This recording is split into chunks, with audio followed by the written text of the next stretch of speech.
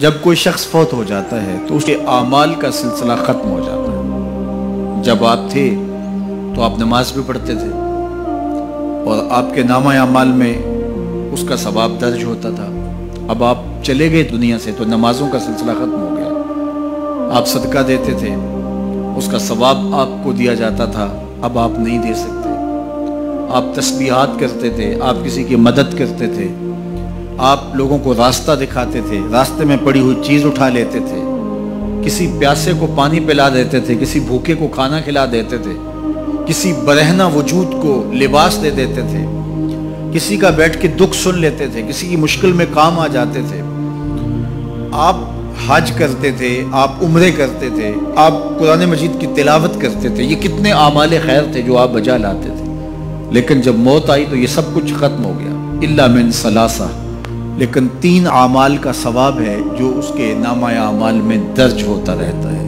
وہ کون سی 3 چیزیں ہیں سنیے، اور یہ اعمال اپنی زندگی میں کمائیں تاکہ نامہ اعمال کبھی بھی جو ہے وہ بند نہ ہو اور یہ چیزیں درج ہوتی رہیں۔ سب سے پہلی چیز صدقہ جاریہ، ایسا صدقہ کہ جو جاری رہے۔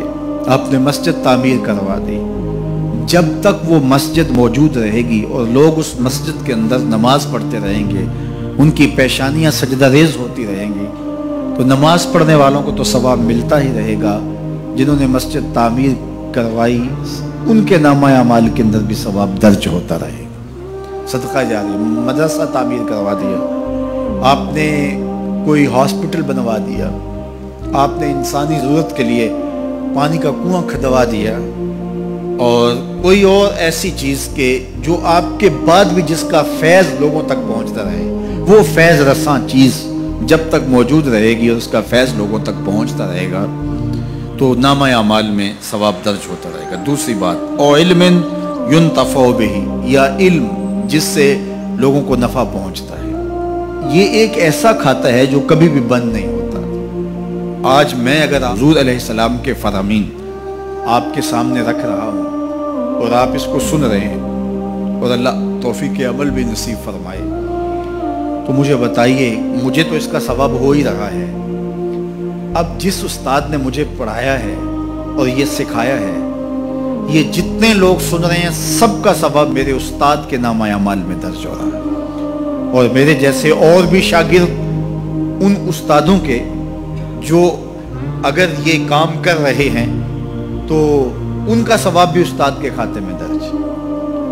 اب اس کا ثواب پھر ان کے استاد کے کھاتے میں درج، اور پھر ہمارے استادوں کے جتنے بھی ہم سبق تھے سب کا ثواب ان استادوں کے کھاتے میں درج، اور پھر ان کا ان کے کھاتے میں، اور یہ چلتے چلتے حضرت ابو ہریرہ کے کھاتے میں چلا گیا، اور پھر ان کا ثواب رسول کریم کے کھاتے میں گیا۔ اللہ اکبر۔ تو بات کر رہا تھا کہ اس طرح کھاتے بڑھتے چلے جاتے ہیں اور نامہ اعمال میں ثواب درج ہوتا چلا جاتا ہے۔ او علم ينتفع به، ایسا علم جو نفع دیتا ہے۔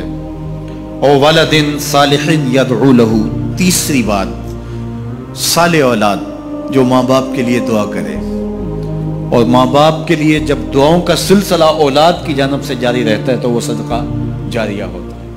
صالح اولاد ماں باپ کے لیے کبھی بھی دعا ترک نہیں کرتی۔ اولاد صالح تبھی ہوگی کہ وہ 5 گانا نمازی ہوگی، اور 5 گانا نمازی اولاد اہتمام سے دعا نہیں بھی کر پائے گی تو دن میں کتنی مرتبہ کہے گی، ربنا اغفر لی ولوالدی، اے اللہ مجھے بھی بخش دے، میرے ماں باپ کو بھی۔ ایک شخص کے 2 بیٹے ہیں، 3 بیٹیاں ہیں، 3 بیٹے ہیں، 4 بیٹیاں ہیں، اور وہ نمازی ہیں اور روز کہتے ہیں ربنا اغفر لی ولوالدی۔ یار کبھی تو کوئی لمحہ ایسا ہوتا ہے جب تار جڑی ہوئی ہوتی ہے، کبھی تو لمحہ ایسا ہوتا ہے جب بالکل خلوص کا رشتہ مضبوط ہوتا ہے، کبھی تو لمحہ ایسا ہوتا ہے جب رقت طاری ہوتی ہے۔ تو بچپن، لڑکپن، جوانی، بڑھاپا، روز دعا مانگ رہا ہے ربنا اغفر لی ولوالدی، کبھی بیٹی مانگ رہی ہے، بیٹا مانگ رہا ہے۔ تو صالح اولاد کی دعائیں ماں باپ کے درجوں کی بلندی کا ذریعہ ہے۔ تو 3 چیزیں ارشاد فرمایا کہ یہ منقطع نہیں ہوتی، صدقہ جاریہ، علم نافع اور صالح اولاد۔ اللہ ہمیں صدقہ جاریہ کی توفیق بھی دے، اور اللہ ہمیں علم نافع سیکھنے اور علم نافع آگے منتقل کرنے کی توفیق بھی دے، اور اللہ جل شانہ ہمیں توفیق عطا کرے کہ ہم اپنی اولاد کی ایسی تربیت کریں کہ کل ہمارے لیے وہ صدقہ جاریہ بنیں، اور ہمارے مرنے کے بعد بھی اور ہماری زندگی میں بھی ہمارے نامہ اعمال میں نیکیوں کے درج ہونے کا سبب و ذریعہ ہو، اور ہمارے لیے دعاؤں کا سلسلہ جاری رہے۔ دین کی بات پھیلانا صدقہ جاریہ ہے۔ ثواب کی نیت سے ویڈیو کو شیئر ضرور کیجیے۔ جزاک اللہ۔